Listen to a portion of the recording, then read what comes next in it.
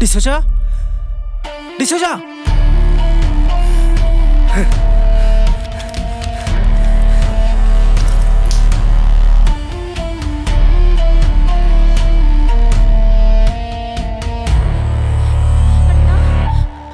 ಅಣ್ಣ ಡಿಸೋಜಾ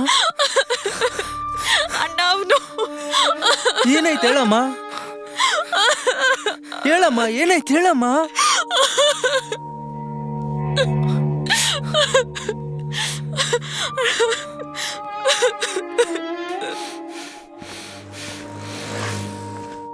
ಏ ಶಂಕರ ನನ್ನ ತಂಗಿನ ಯಾಕೋ ಕೂಡಾಕ್ದೆ ಅಣ್ಣ ಇವ್ ನನ್ನ ಹತ್ರ ಮಿಸ್ಬಿಹೇವ್ ಮಾಡಕ್ಕೆ ಏನಾದ್ರೂ ಟ್ರೈ ಮಾಡ್ತಿದ್ನಾ ನನ್ಗೇನು ಅರ್ಥ ಆಗ್ತಿಲ್ಲ.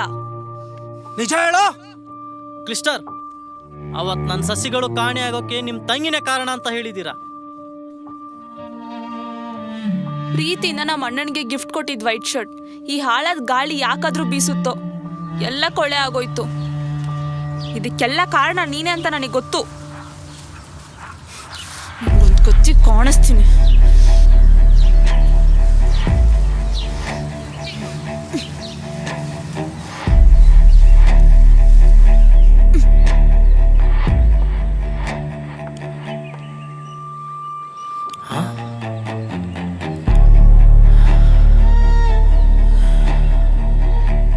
ಸಸಿಗಳೆಲ್ಲಿ ಕಾಣ್ತಾನೆ ಇಲ್ಲ. ಏನಾಯ್ತಪ್ಪ? ಎಲ್ಲಿ ಹೋಯ್ತು ನನ್ನ ಸಸಿಗಳು? ಎಲ್ಲಿ ಅಂತ ಹುಡುಕ್ಲಿ? ಯಾರು ತಗೊಂಡಿರ್ಬೋದು?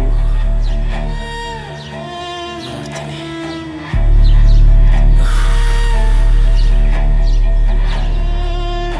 ಏನಾಯ್ತಪ್ಪ? ಹುಡುಕಿ ಹುಡುಕಿ ಹುಡುಕಿ ಸಾಕಾಯ್ತು.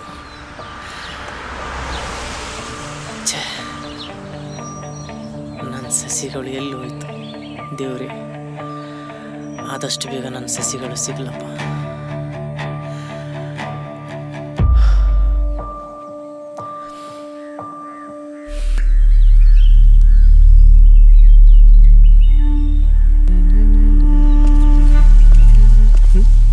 ಹೇ ಶಂಕರ, ನೀನೇನು ಹೇಳಿ? ಸರ್, ಸಸಿಗಳು ಕಾಣ್ತಾ ಇಲ್ಲ, ಹುಡುಕ್ತಾ ಇದ್ದೀನಿ. ಹೋ, ನಮ್ಮ ತಂಗಿ ತೊಗೊಂಡೋಗ್ತಾ ಇದ್ಲು. ಸರಿ, ಓಕೆ, ಬಾಯ್. ಸಸಿಗಳನ್ನ ನಿನ್ನ ತಂಗಿ ತೊಗೊಂಡೋಗ್ತಾ ಇದ್ಲಾ? ಇವತ್ತಿದೆ ಅವಳಿಗೆ.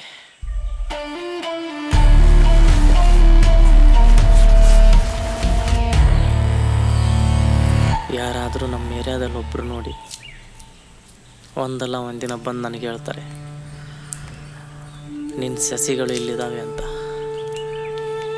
ದೇವರೇ ಆದಷ್ಟು ಬೇಗ ಸಿಗಲಿ.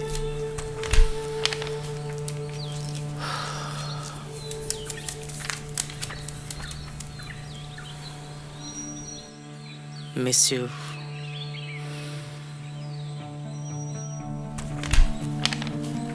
Miss you so much.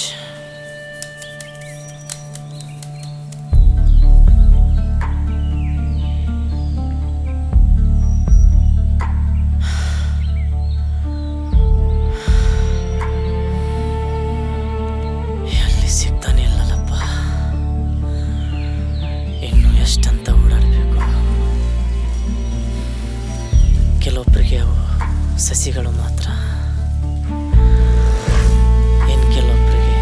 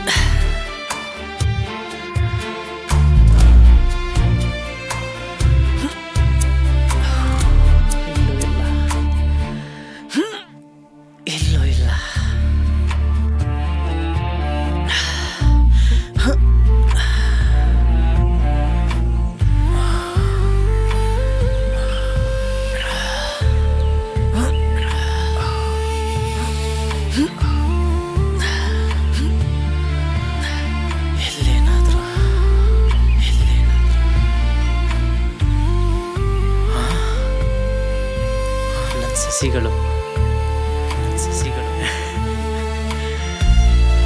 ಅಂತೂ ನನ್ನ ಸಸಿಗಳು ಸಿಕ್ತಪ್ಪ. ಆ ದೇವ್ರ ಕಂಡ್ಬಿಟ್ಟ.